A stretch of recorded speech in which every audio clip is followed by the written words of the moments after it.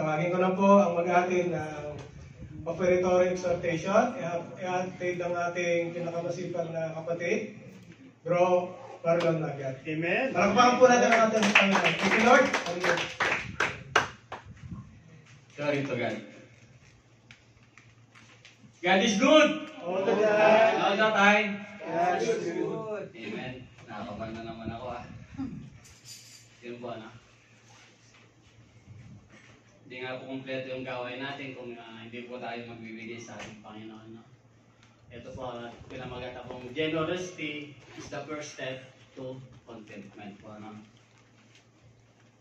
Dito na si Bro Marlon, pagkaraan na naman. Praise the Lord po. Ano? Kailangan po natin pag-usapan na yan about money po, out of generosity po, no?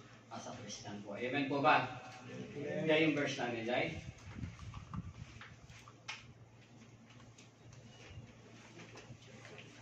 Sa Hebrews 13:5 po, keep your life free from love of money and be content with what you have.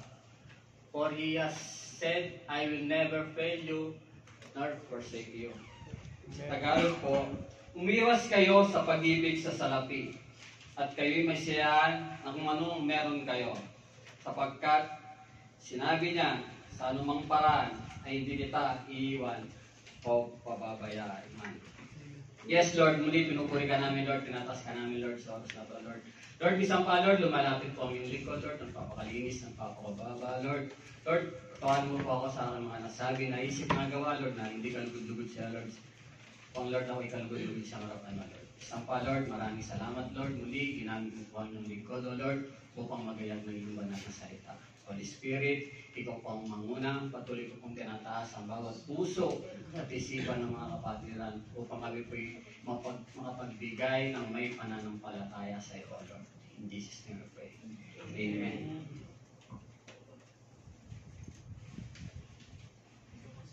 Yun po, ano?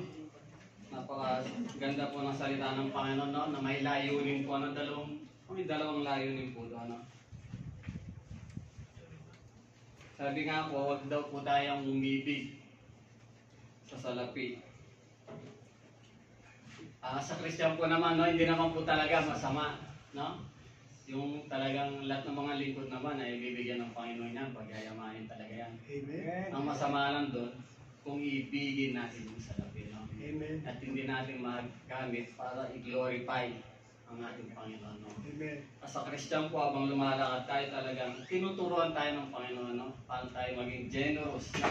Kasi napaka-generous talaga ng ating Panginoon. Kung minsan man dumadanas tayo ng pagsubok na sunod-sunod, no? Bagyo, no? Minsan, Lord, nandiyan ka pa ba? Di ba? Nandiyan ka pa ba, Lord? Parang di mo ako pinapakinggan, Lord, Sumusunod naman ako sa'yo. Pero sabi niya, I will never fail you nor forsake you, no? Bakit kaya minsan dinadanas natin yung mga pagsubok na yun, no? As a Christian po, sa paglakad ko sa aking pananampalataya po. Minsan talagang padadanas sa atin ng Panginoon yun, no? Yung pagsubok ng bagyo na sunod-sunod. Minsan para lalong lumapit yung relasyon natin sa Kanya. Amen. Kumbaga sa Kanya tayo kakapit. Amen po ba? Amen. Kaso minsan, as a human being po, minsan di natin kaya, umiiwas tayo. Lumalayo tayo, minsan di pa tayo atin ng church. Lord, parang pinabayaan mo na ako, no? Hindi po ganun ang ng Panginoon, no? Sasamahan niya tayo. Ang gusto niya, yung relasyon natin mas lalong lumalim sa Kanya. Amen po ba?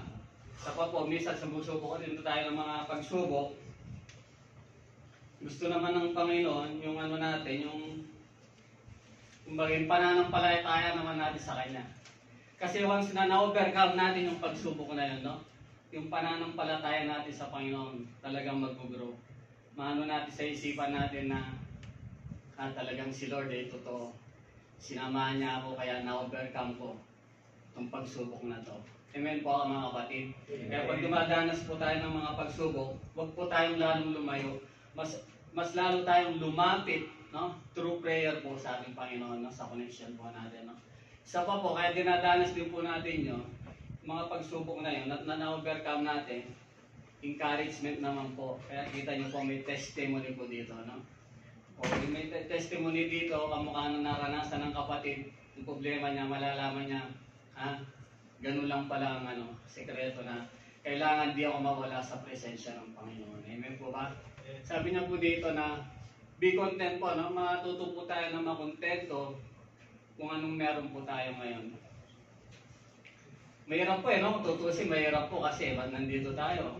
Natin, kayaman tayo, karoon tayo ng mga negosyo, Pero sabi ng Panginoon, no? Makontento tayo kasi nandyan siya lagi. Diba? Hindi naman yung kontento na hindi ka nagtatrabaho, kontento na ako sa buhay ko na to. Sabi ni Lord, kontento eh. Hindi mo yun yung ibig sabihin, no? Hindi ka na lang gagawa o kontento ka na.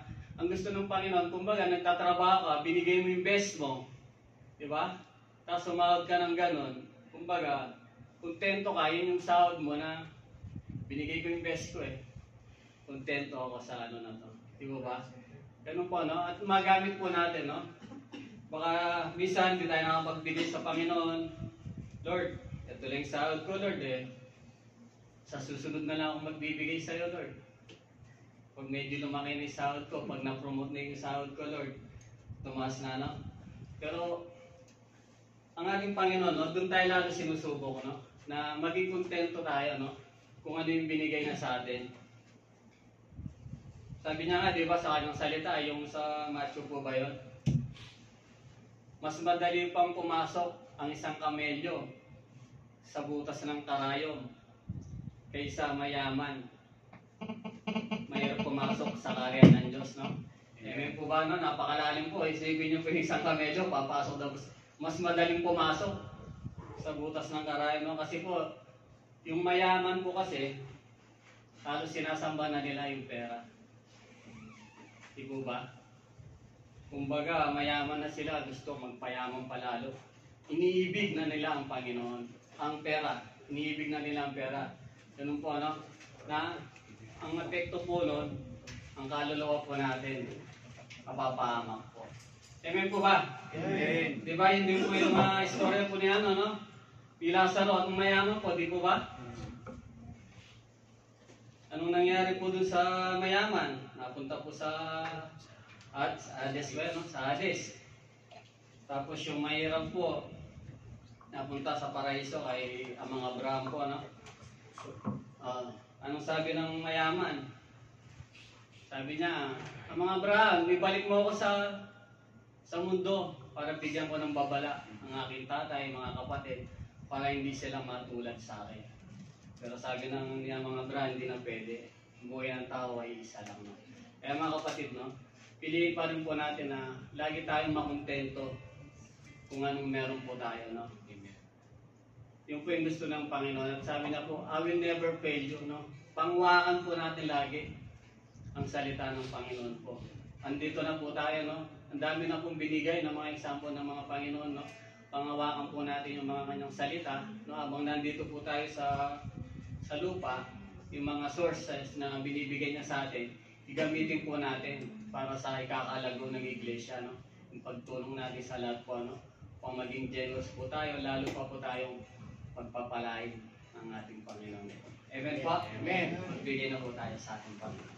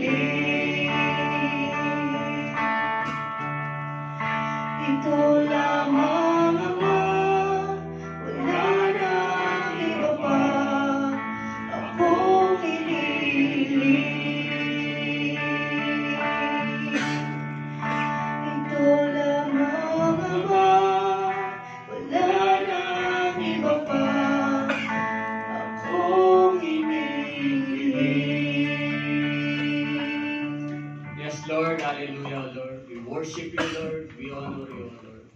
Lord, minsan pa, Lord, tinataas po namin sa iyo, Lord, ang mga kaloob na to, Lord. Salamat, Lord, sa mga bawat kapatiran, Lord, na nagbigay na to, Lord. Lord, patuloy mo pong pagpalain ang bawat buhay ng mga kapatiran na, Lord. Minsan pa, Lord, patuloy nito, Lord, magamit sa iyo mabasan na, Lord. Lord, patuloy namin po tinataas ang aming mga puso sa iyo, Lord. Patuloy, Lord, na turuan mo ang aming mga puso na maging kontento, Lord, sa bawat araw, Lord, sa bawat blessing na binibigay mo sa amin, O Lord, upang malakaran namin ang iyong salita, Lord. Patuloy, Lord, na magkaroon kami ng kahuhawan lagi, Lord, sa iyong salita, Lord. Lord, bisan pa, Lord, tinataas ko po ang bawat kumpanya na aming pinagtatrabahuan, O Lord. Lord, patuloy mo po itong pagpalain, O Lord, upang ito'y maging daluyan ng pagpapala sa amin, O Lord. Maraming salamat po, O Lord. In Jesus' name we pray. Amen.